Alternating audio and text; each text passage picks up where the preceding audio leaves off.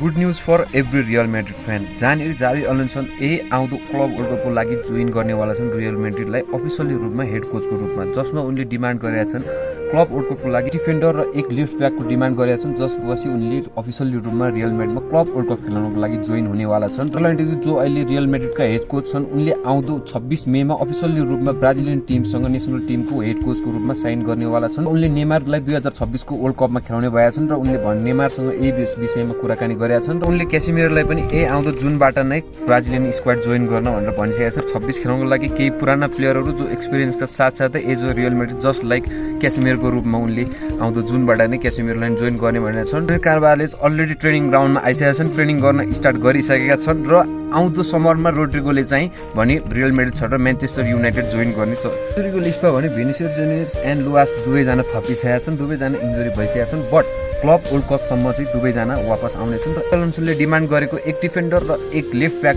Club world कपको लागि भने त्यसको लागि पापा परेज र क्लब रियल म्याड्रिडले अलरेडी छिटोभन्दा छिटो यो हल गर्ने र छिटोभन्दा छिटो प्लेयरहरू साइन गरेर ल्याउने भनिसकेको छ।